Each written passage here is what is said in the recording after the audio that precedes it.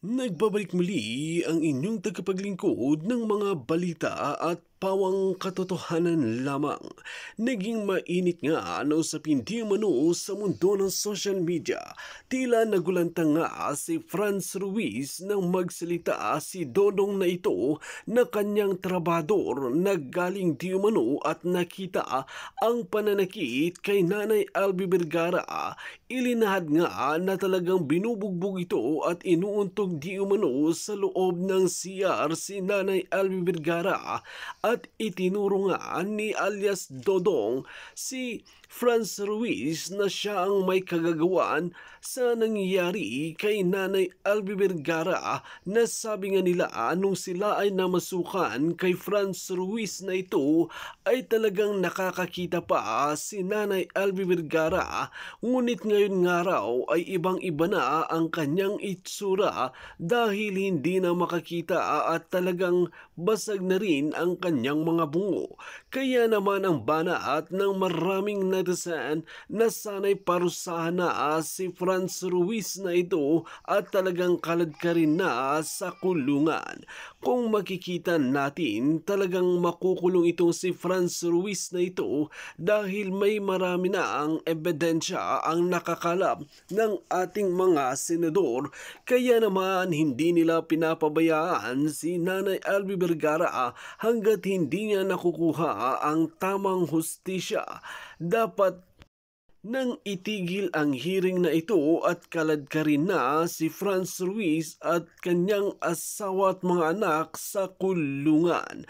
Wal mga kababayan, panoorin nga natin ang buong detalye at huwag kalimutan mag-subscribe sa ating munting channel. Sabihan na doon ako titira sa bukid. Opo, Meron kang pinagsabihan. wala po. Meron ba nakakaalam sa mga kamag-anak mo, sa mga kaibigan mo, sa Wala. mga kapwa pinagtatrabuhan mo? Wala naman akong mag-anak Na- po eh. Ha? Wala na akong mag-anak. Wala kang kamag-anak. So sa tingin mo talagang sa sarili mong opinion na talagang tinatakot ka lang, hindi talagang yung papatayin ka. Opo. Hmm? Na may bala na kuan eh. Wala na napapunta sa bahay eh. Ano po? Hindi naman napapunta sa bahay. Hindi, Ellen? Hindi napapunta na sa bahay yung may tao sa bahay eh. Wala naman nakapasok eh. Puro naman may bakod. Tuluyan mo, wala naman talaga nakakapasok doon. Wala po. Nagulat ka lang, may nakapasok. Sabi mo, sinipa yung pinto, di napasok ka. Iwan ko po di nadadaan. Hindi ko alam lang. Di mo alam kung saan dumaan. Opo. Walang aso doon, walang nanonood ka raw ng TV, sabi. Opo. May kaso ka na ba dati sa kapulisan with the permission of Senator Estrada? Wala po. Wala, wala kang kaso, wala kang, hindi ka nakasuhan. Saan ka dati nakatira bago dyan sa amo mong yan? Primero po, nagtrabaho kami po eh sa Ilacapran. Sino ang Franz? From Lois. Franz Ruiz. Doon kami nakarabaho po. Anong bayan yon? Apo, Anong bayan yung pinagtatrabahuhan mo dati kina Franz Ruiz? sa Mamburao po. Mamburao. Tapos ito ngayon, kung saan ka pinaputukan, ay Paluan. Opo, sa... Lumipat ka na ng bayan. Opo. So, nabanggit mo kanina, nagtrabaho ka kina Franz Ruiz. Ganun katagal ka nagtrabaho doon? Kuha lang ako rin po, isang taon lang ata ko doon po. Isang taon. So, nung nagtrabaho kina, yung mag-asawa na Ruiz, ang pinasukan mo, anong trabaho mo doon? Sa mga gulayan po. Gulayan. Opo. Ikaw ang naghahakot, nagtatanim mo, ano? Hindi po. Nagtatabas. Kami nagkuha na baba ng mga gulay sa Palengke. palengke po. Ayun. So, nagtrabaho ka. Nung nagtrabaho ka sa mag-asawang Ruiz sa Mamburao, may nakakilala ka bang LB Vergara? Opo. Ano ibig sabihin nakilala mo? Nakasama mo sa trabaho? Opo. Kasama namin trabaho yon. Ha? Kasama namin trabaho. Kasama mo sa trabaho. Ibig sabihin, isang bahay lang ang tinitira nyo. Opo. Araw-araw nakikita mo siya? Araw-araw po. Araw-araw nakikita mo. At doon sa mahigit isang taon ka kamong nagtrabaho doon sa mag-asawang Ruiz, nung unang punta mo doon, sino nauna sa inyo nung LV Vergara, ikaw o siya? Siya po. Nauna siya. Opo. Tinatnan mo na lang. Ha? Inabutan mo na lang siya doon. Opo. Ayun. Nung inabutan mo siya doon, nauna siya, hindi mo alam kung gano'ng katagal. Nakakita pa siya noon? Opo. Yung dalawang mata, nakakita pa. Opo. Ayun. Tapos, nung umalis ka, nakakita pa siya? Ikita ko po. Hindi, yung meron pa siyang paningin, nakakakita pa siya? Mayroon pa po. Nakakita siya po. Siya. Opo. Ilang mata? Dalawa po. Dalawang mata. Hindi pa siya bulag. Hindi pa bulag na masyado po. Hindi pa bulag. Ay, sabihin na hindi pa bulag masyado. Malabo na? Opo. Kaliwa, kanan? Kanan po. Kanan. Pero, nung nandoon ka, meron ka bang pagkakataon na nakitang minanakit kay LV Vergara? Opo. Nakita mo na may sinaktan. Opo. Sino ang nakita mong nanakit? Si Fran po. Franz. Yung babae. Opo.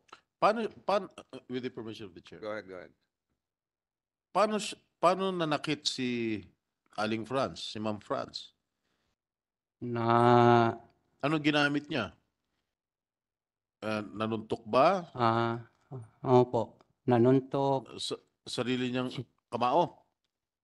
Ano pa? Suntok. May ginamit ba siyang mga instrumento katulad ng kahoy o bakal? Pinukpok sa ulo niya? Opo. Ano nga? Hindi, sabihin niyo sa akin. Tapos po, Hindi, sagutin niyo muna yung tanong ko. Anong mga instrumento ginamit niya para ipampukpok sa ulo ni Aling LV? na martilyo po. Martilyo. Martilyo. Martilyo. Opo. Saan pinartilyo? With the indulgence of Senator Estrada. Saan may nartilyo? Sa ulo? Sa mata? Saan? Sa kuan lang po, dito lang po sa likod. Sa likod. Oh. Ano pa? Na sinuntok pa siya. Sinuntok pa siya po. Sinandok? Sinuntok siya po. Sinuntok? Opo. Saan? Ano parte ng katawan? Sa katawan o mata po. Sa mata? Opo. No, Nino. Fran po. Ng babae? Opo. Ano pa? Anong ginawa mo noon? Hindi ka umawat? Hindi ka humingi ng tulong? Hindi mo sinabihan yung amo mo na Franz na, "Ma'am, tama na po yan." Hindi po. Bakit? Tatakot ako po eh. Ba't ka natakot? Alam mo na minamaltrato yung kasama mo sa bahay. Balik kami mag-away eh. Wala kang ginawang aksyon. Ulit? Ayaw ko mag-away po eh, kaming dalawa eh. Ni Fran eh. Tatakot ko eh. Siyempre, babae yan eh. Okay. Mang Dodong. Ilan taon ka na ba? Mang Dodong, mas matanda pala ako sa'yo. Dodong, ilan taon ka na? Nagiging ng 30 po. 30 anyos ka na. Opo. Okay. Kalahati na edad ko. Gaano kadalas saktan si Aling LV? Magabi lang siya po nasaktan. Ha? Gabi po. Gaano kadalas mo nakikitang sinasaktan si Aling LV?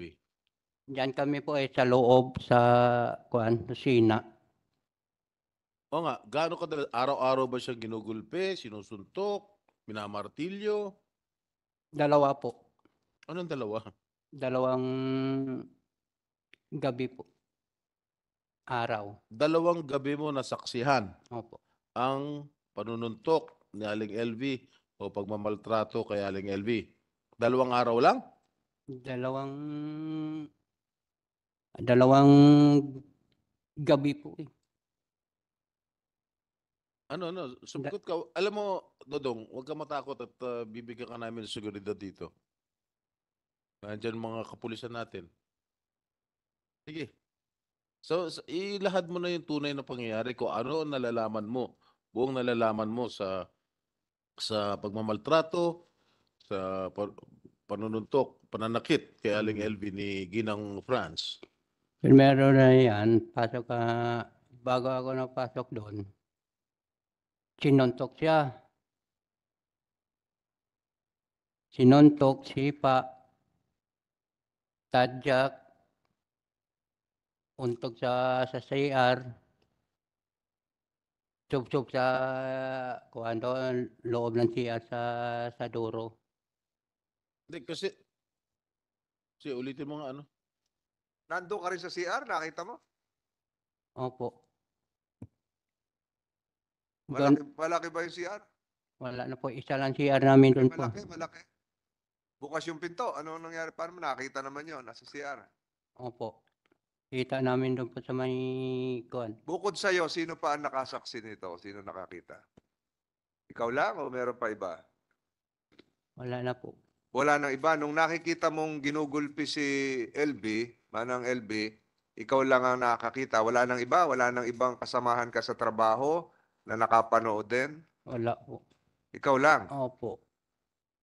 Meron bang alam ka na insidente na ginulpi rin si Manang LB pero wala ka doon, iba naman yung nakakita? Opo. Meron naman ganon. Opo. Sino naman yun nakakita? Iwan ko po, hindi na ko alam. Siyempre, karmi ako sa bukid eh. Dumaga lang ako papunta sa bukid eh. Pero itong pinangyarihan kanina na sinasabi mo may kusina. Anong ginagawa mo doon sa kusina? Doon ba kayo nakain lahat o nakuha ng pagkain? Opo. So gabi-gabi nakuha kayo ng pagkain Opo. o nakain doon? Doon kami kumain po sa loob. So doon siya binubugbog. Opo. Yung kusina, meron CR. Opo. Eh di marami kayo nakain doon. Ilan ba kayo Dami nagtatrabaho? Dami kami doon po. Marami. So bakit ikaw lang ang nakakita kung marami nagtatrabaho? May nakita na ko siya po eh. Ano? Pakiulit? Nakita na ko siya po. Hindi ko na. Nakita mo siya. Opo. So nung nandoon ka, ikaw lang yung nakain doon. Opo, pero marami kami. Marami. Marami kayo nakain pero ikaw lang nakakita doon sa CR. Opo. Hindi ba siya sumisigaw? Ayaw ko po eh. Ha? Ayaw ko po. Hindi sumisigaw si LB nung sinasaktan siya. Sabi niya, tama na te. Oh, hindi naririnig ng iba pang kumakain. Sige naman kakain po eh. Paano ulit? Sige naman nila kumain eh. Sige lang. Naririnig nila. Narinig nila po. Iba. Pero ikaw nakita mo. Opo. Siguro mamaya pag dumating si Manang LB, si mag-asawang Ruiz ay ihilingin ng committee ito, ituro mo kung sino yung Ruiz spouses. I'd like to acknowledge the presence, arrival of Senator Rapi Tulfo, also a member of this committee. Morning, Your Honor. So ituloy mo. So nakikita mo, pag nakita mo yun, tuloy ka rin kain.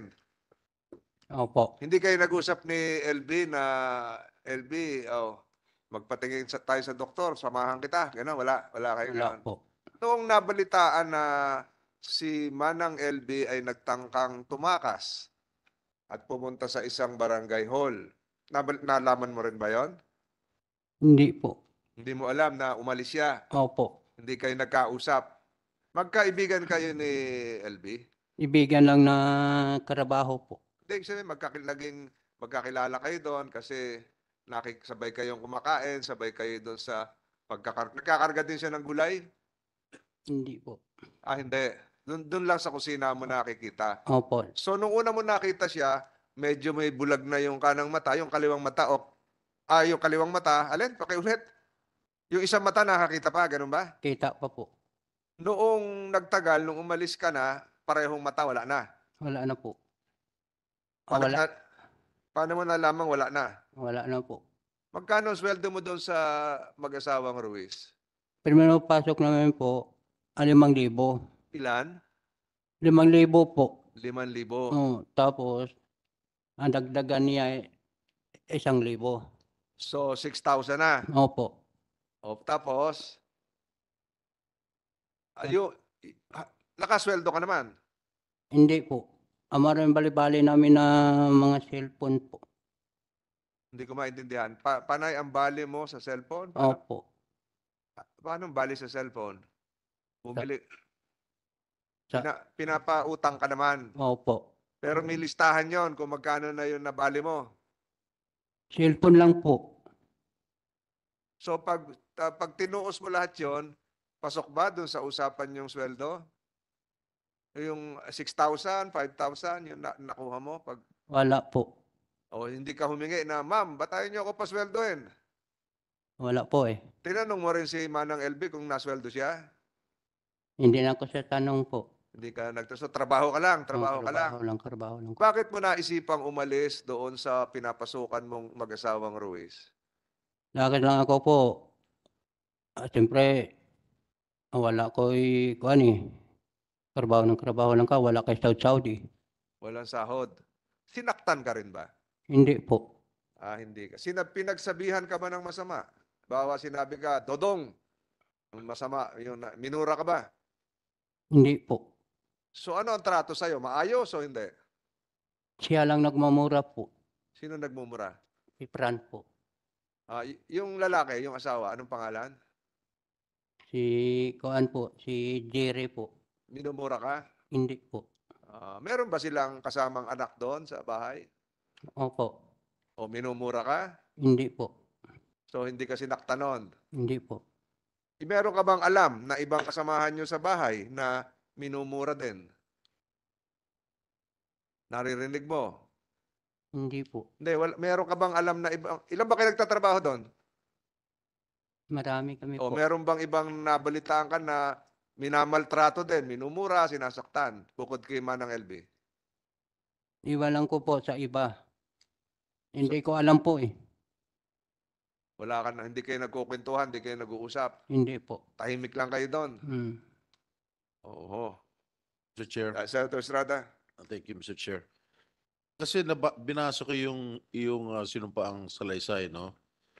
At ang iyong pahayag, nakalagay dito, nakita at nasaksihan ng dalawang mata ko po ang halos araw-araw pong ginagawang pananakit, panggugulpe at pagmamaltrato nila kay LV, lalong-lalo na si Mrs. Ruiz, na walang awa, walang puso, walang kaluluwa, at hindi makataong ginagawa niya sa kanya, kagaya ng pagbubugbog, panununtok, paninipa, pagumpog ng ulo ni LV sa CR at inidoro. Kailan mo unang nasaksihan ang sinasabi mong pananakit, panggugulpit, pangmamaltrato kay LV ng pamilya Ruiz, lalong-lalo na yung kanyang babaeng amo? Mo daw unang nakita. Pero before that, with the indulgence of my colleagues here, pwede ka bang tumayo dito para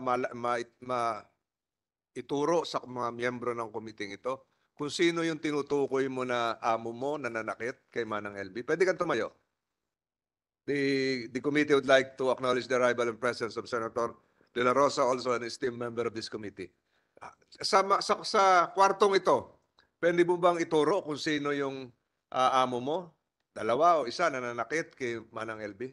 Pwede kang tumingin sa kaliwa, sa kanan, kung naririto. Nagbamata mo? Pwede ka lumapit. Halika, lumapit ka na lang.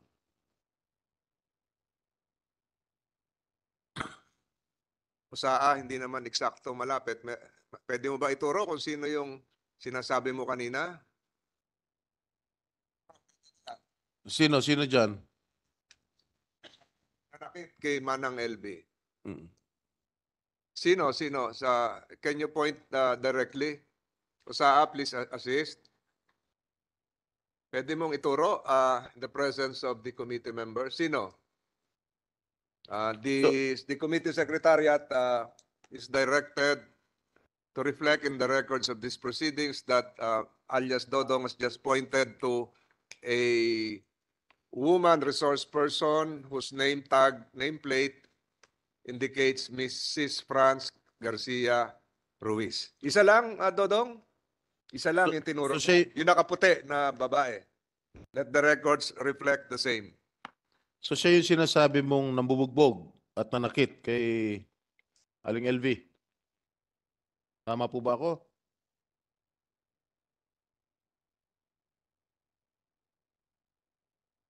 Sin mo na yung face mask.